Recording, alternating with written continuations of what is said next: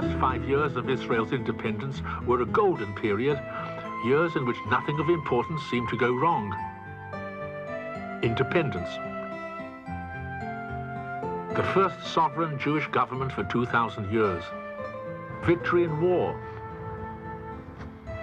Admission to the United Nations. A huge and successful mass immigration. But then, for 3 years after 1953, nothing seemed to go right. Israel came down from the heights to a period of uncertainty, anguish, and confusion. This fall from grace was symbolized, perhaps even accelerated, by the departure one after the other of 3 men who symbolized the golden years. In November 1952, the first president, Chaim Weizmann, died.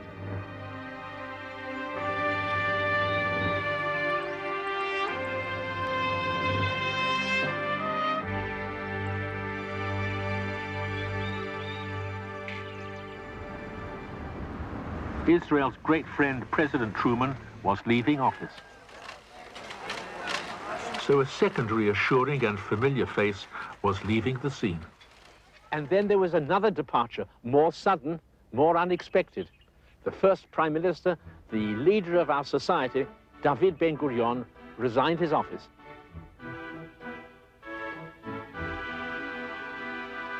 Ben-Gurion came to live in his retirement in Sde Boker, a small settlement in the Negev desert. The captains and the kings depart. Israel would now live in a different region and in a different world.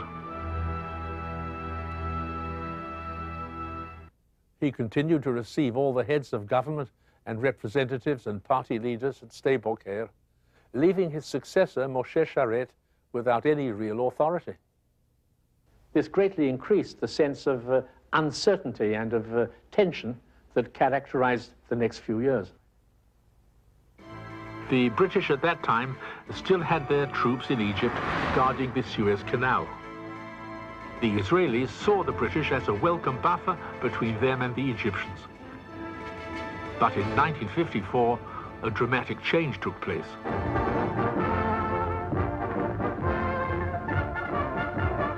In London's House of Commons, Prime Minister Churchill wins a vote of confidence on his decision to withdraw 80,000 British troops from the Suez Canal zone in Egypt.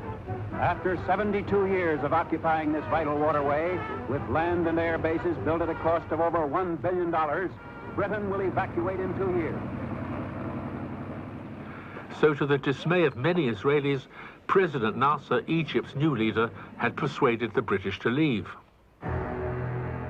The relations between the 3 Israeli leaders, Moshe Sharet, David Ben-Gurion, and the defense minister Pinchas Lavon, became tense and confused.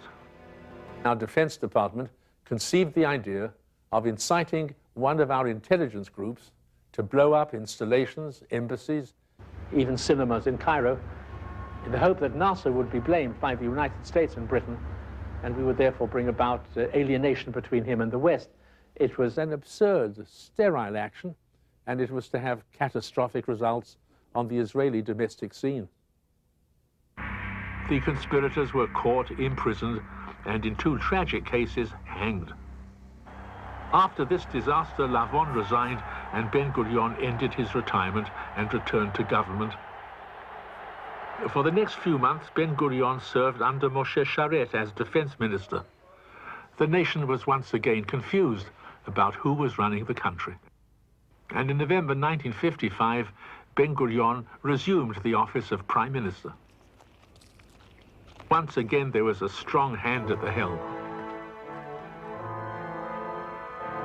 In those years, Israel faced grave problems. Our borders were long and difficult to defend. Our neighbors were hostile. We felt besieged. There was a sense of choking solitude. Before 1948, a Palestinian Jew could travel to any of the neighboring countries. Afterward, and to this day, the railway lines all end at the international frontier. We lived in our own hermetically sealed world.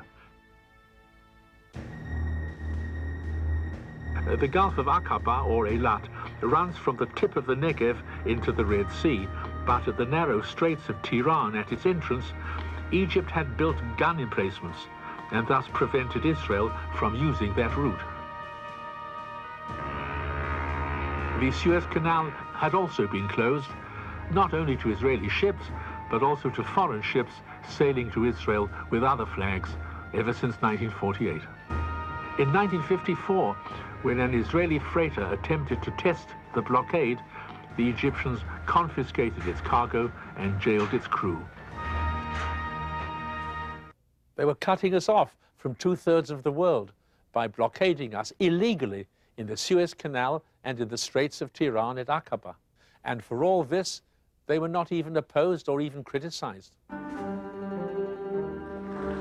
Our relations with the Soviet Union since 1947 had been cooperative, since our common purpose was the end of British rule. By the 1950s, this had been achieved. The Soviet Union now made a bid for Arab support in the Cold War.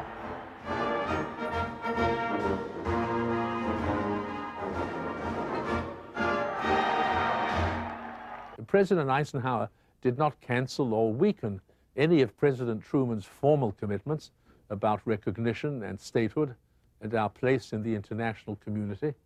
He even increased our economic aid. During my 9 years as ambassador to the United States, I had many dealings with the Secretary of State, John Foster Dulles. Nobody doubted his ability and his experience, but he combined the articulation of high moral principles with a reputation for deviousness. His problem was not that he had enemies, but that his friends were not very fond of him.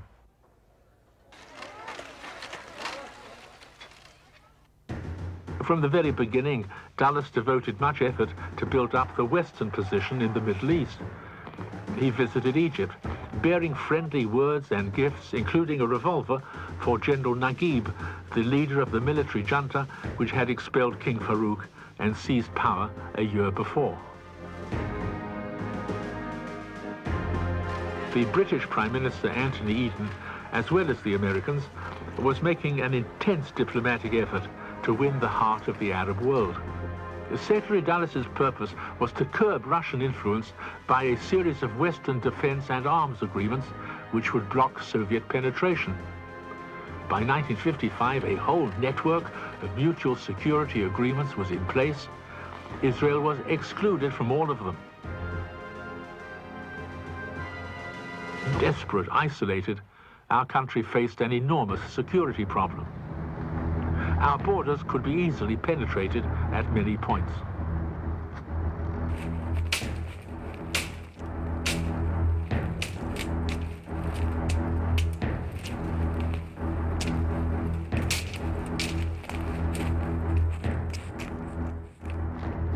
Soon, gangs of professional terrorists, sponsored and trained by Arab governments, broke into Israel day by day.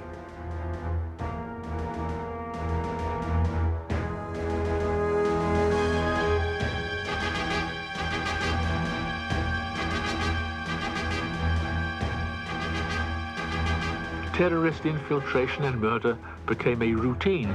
This was Israel's principal agony.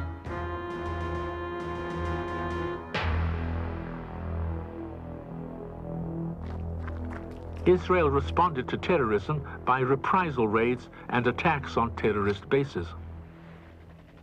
But the purpose was actually to force the Arab countries to take measures to stop the infiltration from their side. General Moshe Dayan, now our chief of staff, established a special unit under the command of Major Arik Sharon to carry out Israel's retaliatory operations. In October 1953, a young mother and her 2 children were murdered near Lod Airport. In retaliation, Sharon's forces raided the Jordanian village of Kibbia. It was a disastrous action. 66 Arabs were killed, including many women and children. The world's reaction was unprecedentedly severe. Many Israelis were shocked by Kibbia. It was decided to take great care in the future to avoid civilian targets. Nevertheless, the United Nations Security Council, on one occasion after another, condemned Israel's responses while ignoring Arab provocations. Well, we couldn't put up with this. No other state has ever put up with such conduct from its neighbors. All the other nations in our region had two things which Israel lacked. They had alliances and they had sources of arms. Now, Israel had neither of these two things. It had no assurance of alliance and of support, and it had no sources of arms. You cannot begin to understand what subsequently happened in Israel unless you bear in mind this choking sense of desperation and solitude. Gamal Abdel Nasser, who had succeeded Naguib as president of Egypt, was Israel's most implacable enemy. His frankly proclaimed goal was to destroy Israel, thus avenging the defeat of 1948 and restoring Arab pride and Egyptian supremacy. In the summer of 1955, a high-ranking Soviet emissary arrived in Cairo. A deal was struck. Russian weapons now via Czechoslovakia in return for future supplies of Egyptian cotton. Who were these new weapons to be used against, asked the Israelis, if not us? On hearing of the arms deal, I took immediate action. I had to try to get assurance of American arms supply. But the very next day, it was quite evident to me that the response of the United States was cool. Even when I presented a final request in October, President Eisenhower and Secretary Dulles made it very plain to me that they had no intention whatever of matching the Russian arms, and especially the jet aircraft that were soon to be pouring into Egypt. Instead of arms, what I got from the United States was advice: rely upon world opinion. Put your trust in the United Nations, or more ominously, if Egypt really worries you by its pressure, why not give them something? Why not appease them? How about a chunk of the Negev? The idea that Israel should sacrifice large parts of the Negev was hair-raising. Israel felt embattled and alone. There seemed to be no way out. We did find a way out, a difficult, complex, somewhat fantastic way out. For the first and only time in our history, we found common cause with other nations. Nasser was making enemies all over the world, far beyond Israel. The Suez Canal, owned by the British and the French, was seen in Egypt as a symbol of foreign imperialism. When the United States and Britain refused to finance Nasser's favorite project, the Aswan Dam, he ordered his forces to seize the canal. He said, "It is our canal now. We are the main shareholders." Nasser returned to Cairo a hero, applauded throughout the entire Arab world.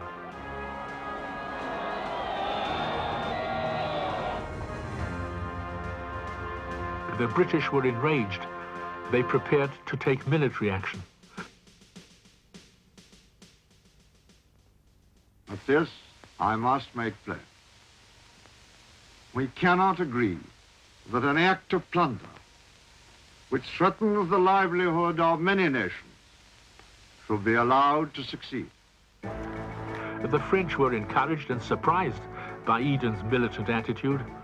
France also depended on the canal for its oil supplies and felt exaggeratedly that its economy was now at Nasser's mercy. Throughout the summer of 1956, the British and French drew closer together and more distance from the United States. Prime Minister Guy Mollet of France visited London. And now began the great split with Washington.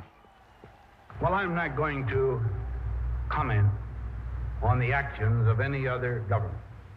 For ourselves, we are determined to exhaust every possible, every feasible method of peaceful settlement, and we believe it can be done. Secretary Dulles deeply disliked Nasser's policies, but he was not prepared to support the use of force against Egypt. Secretary Dulles said to me, sanctimoniously of course, we can't meet violence with violence. I said to him innocently, well, Mr. Secretary, with what can you meet violence except with violence?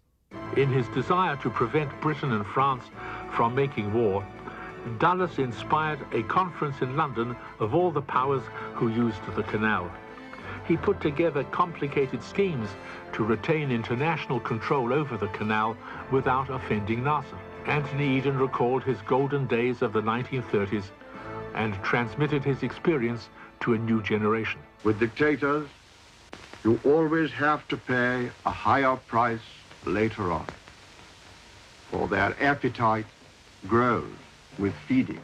The French government believed, with some exaggeration, that but for Nasser, France's troubles in rebellious Algeria would be surmounted.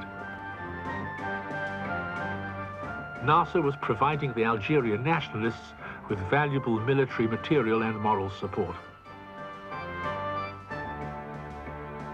It was this consideration, in the autumn of 1955, that induced the French to supply Israel with modern jet airplanes.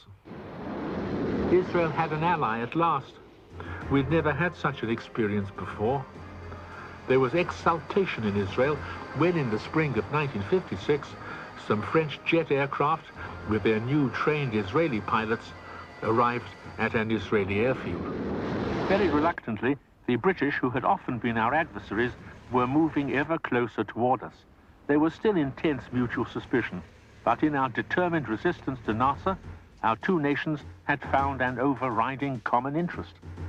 On October the 22nd, while I was in Israel, Ben-Gurion took me aside to reveal an extraordinary plan. With his chief of staff, Moshe Dayan, and with Shimon Peres, his deputy defense minister, he was about to embark on a historic mission. A flight to France in a French plane. They spent 3 days of secret meetings with the French, who were later joined by the British Foreign Secretary, Selwyn Lloyd. At the small town of Sèvres near Paris, the three governments sealed and signed a plan to thwart Nasser. Ben-Gurion had been reluctant to cooperate with the Anglo-French scheme, but his strong prejudices against Britain were overcome when Foreign Minister Selwyn Lloyd promised to use British air power against Nasser.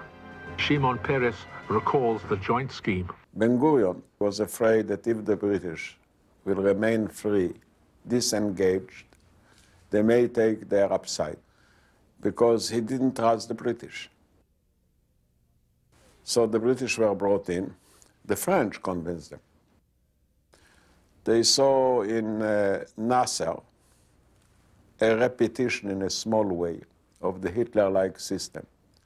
I remember Gimolet telling me that he was always afraid of the expressions pan-Germans, pan-Slavs, pan-Arabs.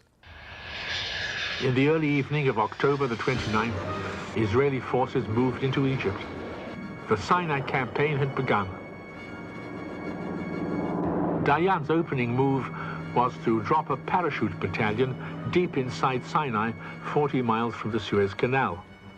The paratroopers were instructed to take no action because this was primarily a political move designed to create intimidation.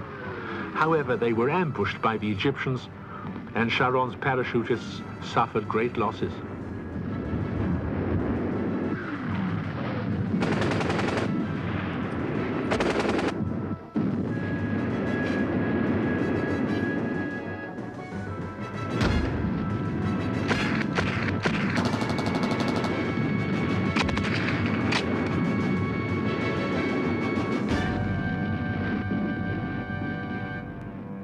Let's not forget that we took a risk.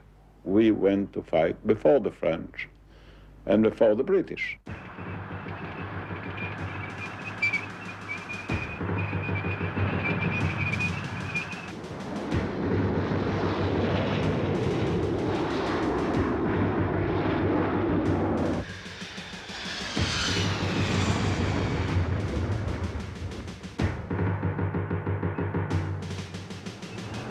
It could be called the War of the 100 Hours. It was fought by the Israeli forces with intelligence and valor.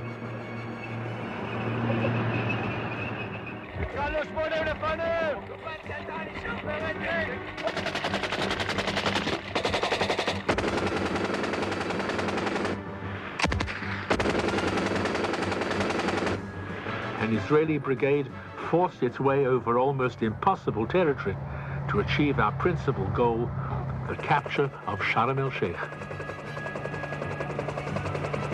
The British and French governments had issued an ultimatum to Egypt and Israel for each to withdraw to a distance of 10 miles from the Suez Canal.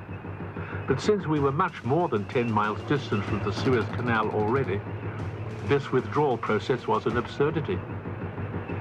Egypt rejected the Anglo-French ultimatum and refused to withdraw. Nobody in the world believed the British and French claim that they were merely trying to protect the Suez Canal by separating the combatants. The plain truth was that each of the three was protecting its own national interests. Sharm el-Sheikh, overlooking the Straits of Tiran, was captured. Egypt's blockade had been lifted, and the Egyptian guns which covered the straits were rendered useless. The main purpose for which Israel had fought this war was now fulfilled.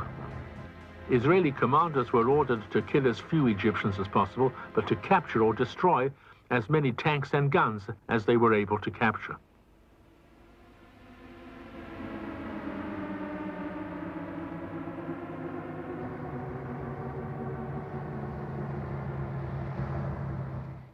When the full scope and implications of the British, French, and Israeli operations became evident, there was pandemonium in the world community.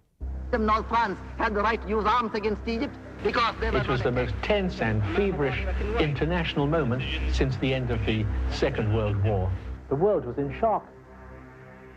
Here were two Western Atlantic states invading Egypt in defiance of the policy and will of the United States. I am ever more deeply convinced that the United Nations represents the soundest hope for peace in the world. There can be no peace without law. And there can be no law if we were to invoke one code of international conduct for those who oppose us and another for our friends. Israeli troops were now deep into Sinai. The Soviet Union was making threatening noises. I found myself the target of deep international suspicion and antagonism. My task was to explain that whatever the motives of the British and the French, Israel did have a special case. Our security, and our security alone, was at hazard. It was late at night. The United Nations General Assembly was in session. Tens of millions of people had glued their ears and their eyes to the television screens. Embattled, blockade besieged, Israel alone amongst the nations faces the battle for its security anew with every rising dawn and with every approaching nightfall. We know that Israel is most popular when it does not hit back, and world opinion is profoundly important to us. So on one occasion after another, we have buried our dead, tended our wounded, clenched our teeth in suppressed resentment, and hope that this very moderation will deter a repetition of the offense. But sometimes the right and duty of self-preservation prevails in the final and reluctant decision. Here is the paradox of the United Nations. Having applauded this speech with such enthusiastic vigor, the General Assembly went on to vote against us by something like 69-3. The United Nations ordered Britain, France, and Israel to stop their military actions. Doug Hammarskjöld, the Secretary General, had even threatened to resign. The double standards were running riot. No American or international sanctions or restraints were imposed on the Soviet Union, which was brutally engaged at that very moment in suppressing the national revolt in Hungary. The Soviets shot the Hungarians and then cynically condemned Britain, France, and Israel for what they called aggression against Egypt.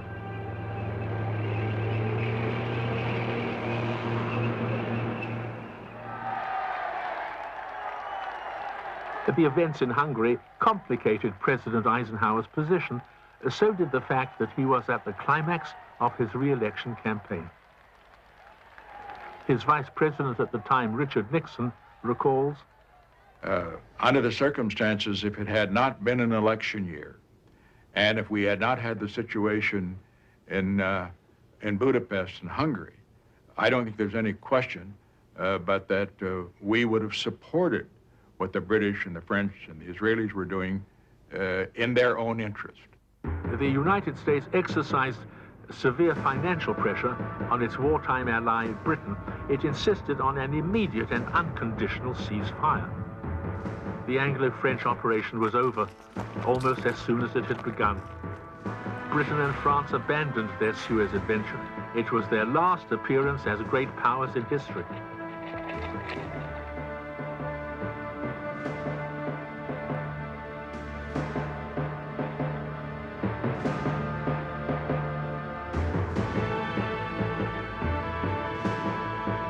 We in Israel were not prepared to follow the British and French example and to move out unconditionally.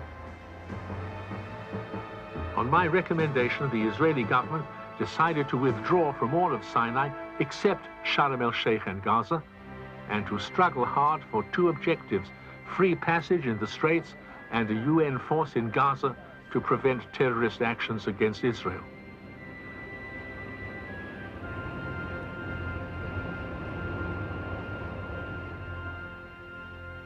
My Prime Minister, David Ben-Gurion, didn't make things much easier for me. When he made an extraordinary speech on November the 7th, he said that Israel would never give up an inch of the territory that it had captured in Sinai, that we would not allow a single non-Israeli soldier, including an international force, to set foot in that area. That the Sharm el-Sheikh area had once been part of a Hebrew kingdom in ancient times, according to a Greek historian of whom nobody had heard. Well, Ben-Gurion did have some moments in which emotion overcame lucidity, but they were always brief. It was quite obvious that he would not be able to maintain that position against great power and international pressure. I gave a strong hint of our policy in a speech to the United Nations General Assembly.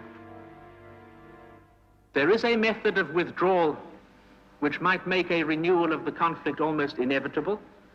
There are methods of withdrawal which would make a renewal of conflict or acts of war almost unthinkable. We therefore naturally advocate the second method, and we are ready to discuss ways of giving effect to that preference. This connection, for the first time, I felt that we were receiving a sympathetic hearing.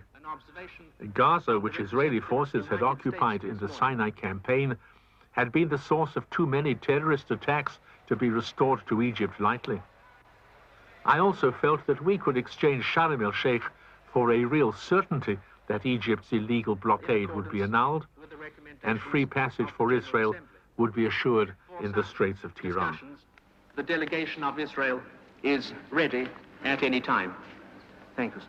This was the theme that I developed through both of our embassies over the next 4 intense and crucial months. I was greatly assisted by the Senate leaders, especially Senator Lyndon B. Johnson, who told President Eisenhower that he would kill his budget if the United States administration continued, as he put it, to persecute Israel. Moreover, another option had opened through the statesmanship of Lester Mike Pearson, the Canadian foreign minister.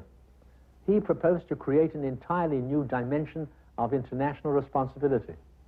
He proposed the establishment of a United Nations peacekeeping force, whose first task would be to proceed to the Straits of Tiran.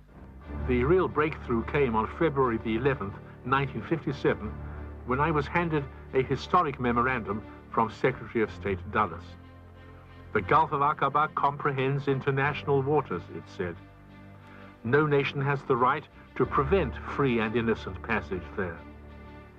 Gaza had been a source of armed infiltration, it said. A United Nations emergency force should move into the area to be on the border between Israel and Gaza. So we had won the 2 issues for which we had gone to war. And so in the spring of 1957, the United Nations forces finally arrived, led by the Canadian General Burns. The Dulles Memorandum had also promised that a United Nations force would be sent to Sharm el-Sheikh to guarantee freedom of navigation in the Straits of Tiran.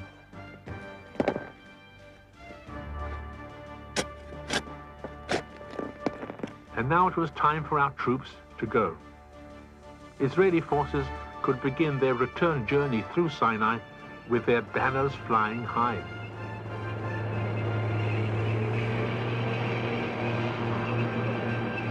In April 1957, an American oil tanker arrived in Eilat. Dulles had promised me to send an American ship through the Straits, and here it was, an unromantic symbol of Israel's political victory, the opening of the seas to Israel, the establishment for the first time of Israel's maritime contact with East Africa and the Persian Gulf and Asia far beyond.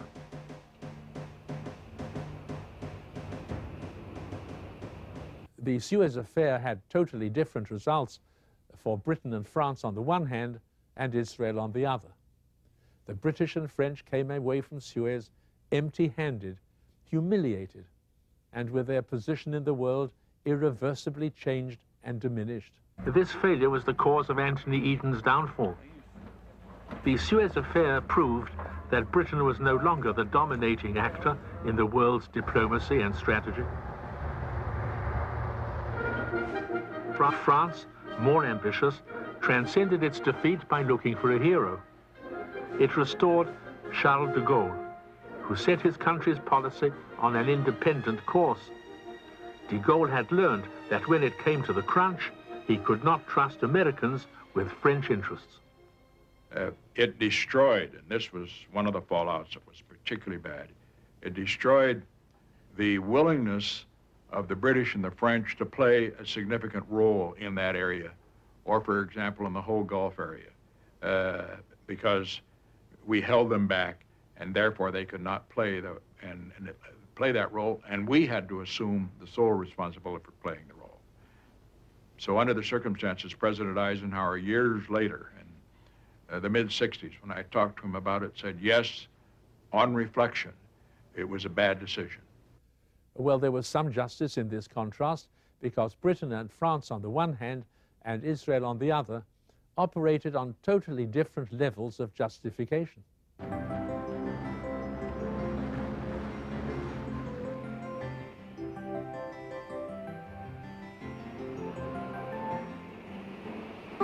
In 1960, as president of the Weizmann Institute, I organized the first Rehovot conference.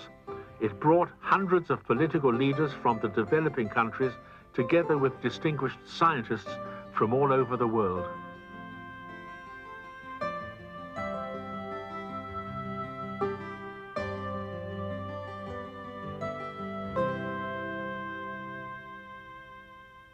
Many people, including our first foreign minister, Moshe Sharet, thought that our association with the British and French imperialists would mean that we would lose our position in the Third World. But the opposite happened. For the first 12 years of its existence, only one head of state, U Nu of Burma, had visited Israel. 4 heads of state from the Third World came to the Rehovot conference. We were breaking the diplomatic boycott. Water is the key to Israel's existence. The national water carrier was a great engineering monument in a period of engineering monuments.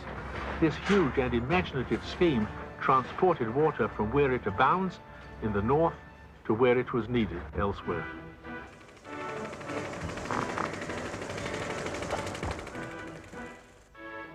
It was only one of many great achievements.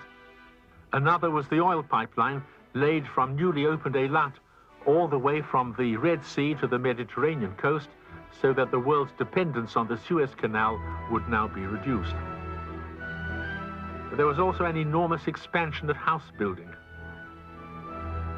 The 10 years after Sinai was a time when Israelis, to the distress of some, would behave as normally or as absurdly as other nations.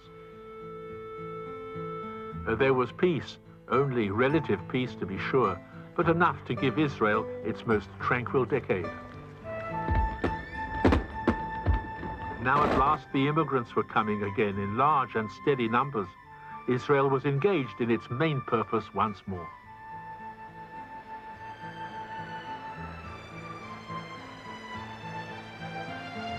There was a florescence of culture. Modern Israel was defining itself.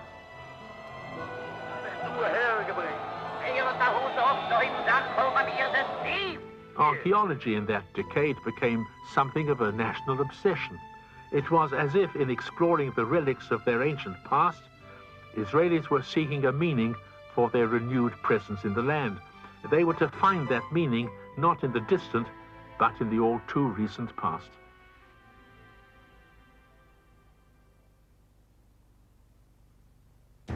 Adolf Eichmann had been the monstrously efficient administrator charged by Hitler with the extermination of European Jewry. One morning in May, Prime Minister Ben-Gurion told me that he wanted me to fly in an Israeli aircraft to Buenos Aires to celebrate Argentina's anniversary of independence. The aircraft would bring back Adolf Eichmann, who had been captured there by Israeli agents. The plane returned with Adolf Eichmann unwillingly aboard. He was brought to trial in Jerusalem and charged in the name of 6 million silent Holocaust victims. The trial was carried by television and radio throughout the world, but it was in no sense a show trial. It adhered to the highest and most somber principles of justice. The Supreme Court Justice Gabriel Bach was then an assistant prosecutor at the trial. I'll never forget the first moment of that trial.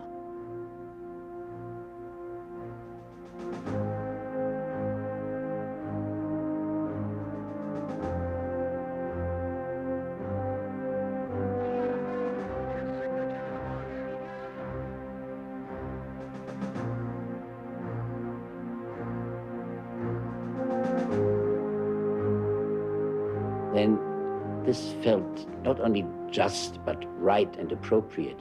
And to me, suddenly the meaning and the impact of the creation of the State of Israel became more real and more clear than anything that I'd experienced before.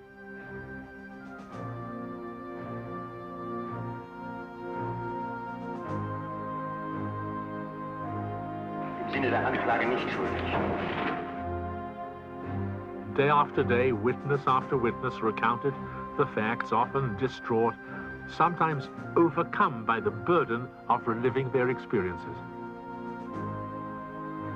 The effect of their evidence on those who heard it was profound, sometimes disturbing.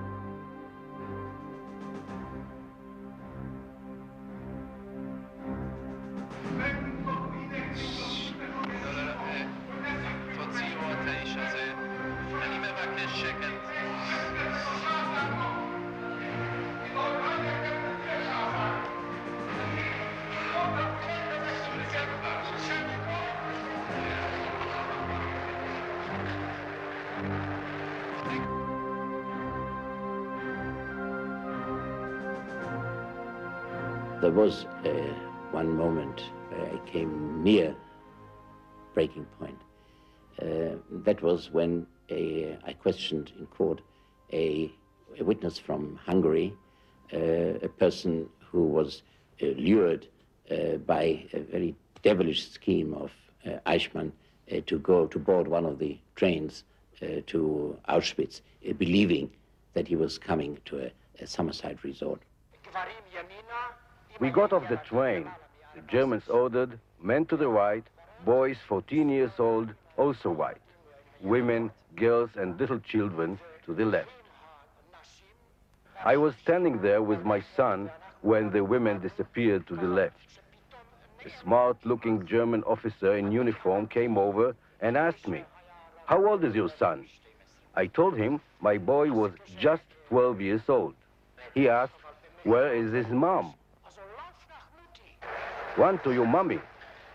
As the boy ran, I was wondering, how could he possibly find his mother among so many women? My daughter wore a bright red overcoat, and when I looked up, I could still see a tiny red spot fading away into the distance, a reassuring sign that my wife was also there. As I turned to the right, the red spot grew smaller and smaller. I never saw them again. Now, by chance, I had bought my little daughter of 2.5 years, was 2.5 years old, a little red coat about 2 weeks before that. So when I heard that, and I heard it for the first time together with the other people there in the courtroom, I was completely struck dumb. I couldn't utter a word. I couldn't frame another question. For Israelis, the Eichmann trial was a sacred drama. It had a purpose transcending even that of historic justice.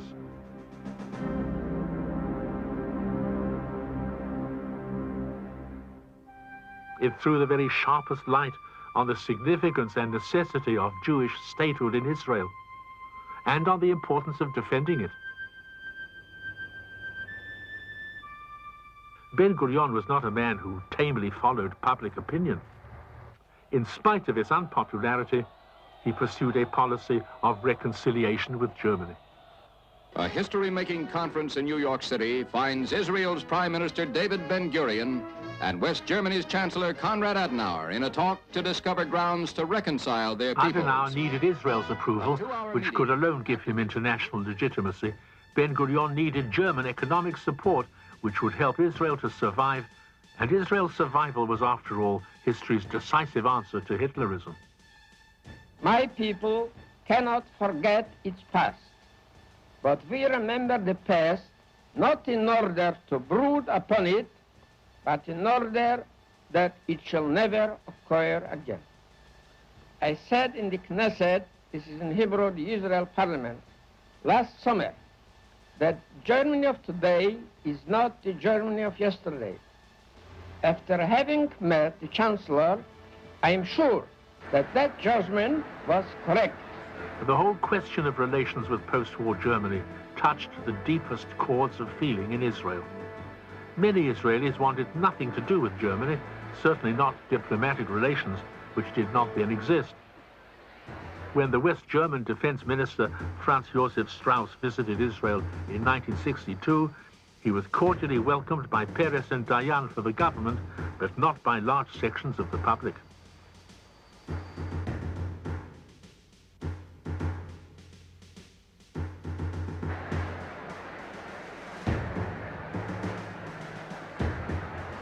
Menachem Begin condemned all contacts with Germany as an abomination. Some Germans were behaving in a way that lent weight to this argument. It was known that German scientists, though without their government's approval, were helping Egypt with a rocket program. In 1960, Ben-Gurion went down to the Negev to watch the army exercises there. Not many people then realized that a flow of weaponry, including planes, had been finding its way to Israel from Germany. Ben-Gurion, with his inflexible commitment to Israel's security, had no doubt about the need of accepting these arms. But it was a furtive episode in Israel's history. The Germans wanted to keep the business secret for fear of provoking the Arabs. And when in 1965 the secret became known, they immediately caved in and stopped the supply. They sought to compensate Israel in the diplomatic field.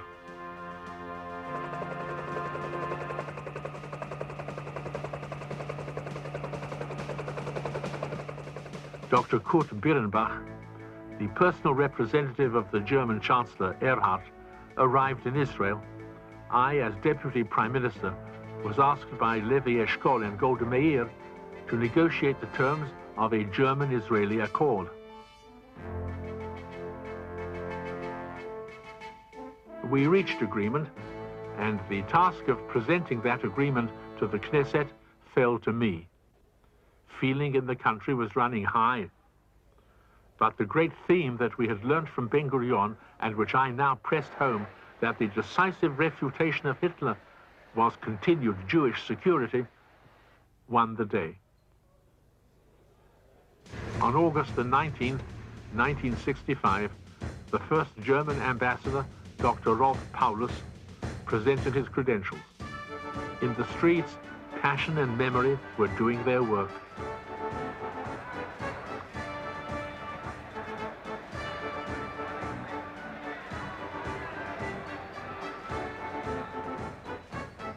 By this time, Ben-Gurion was in his final and real retirement in stable care.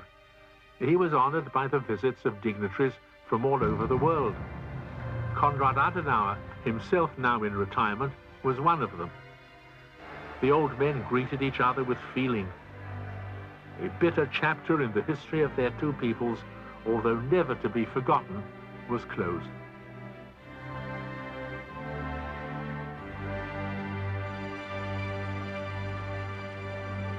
Levi Eshkol, Ben-Gurion's successor, was populist, practical, and down-to-earth.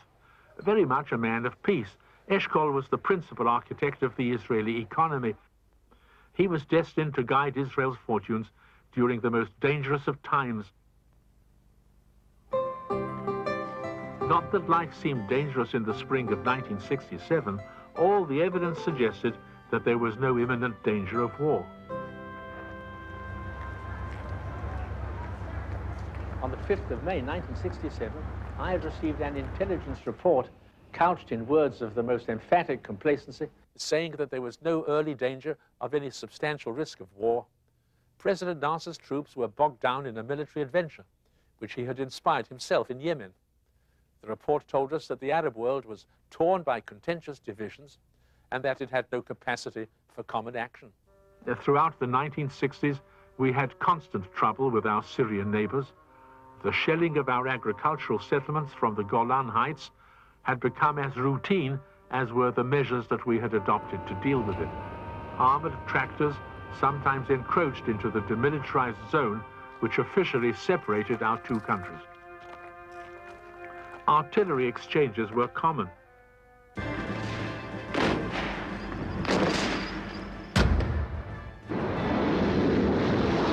In April 1967, there was an air clash with the Syrians.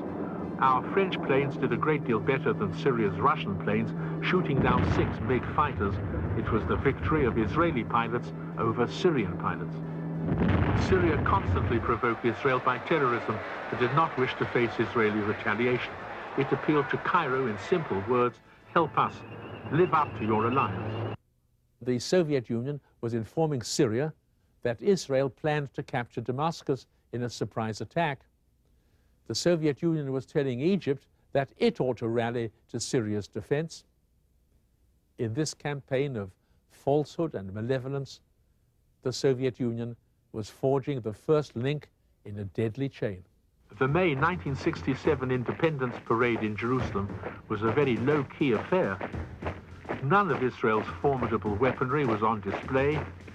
We were deliberately signaling our peaceful intentions to the Arab world.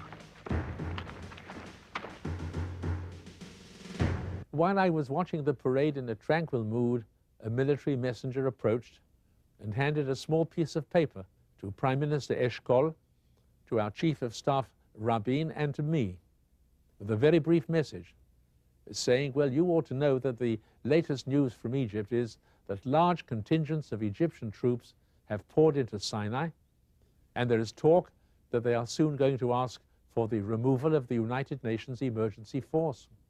On Israel's Independence Day, the Egyptians declared a state of emergency, held a parade in Cairo, sent 2 armored divisions into Sinai.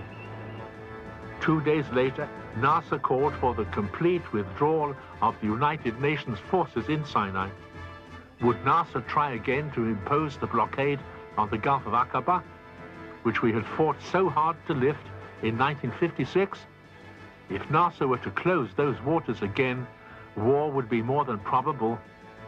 It would be certain.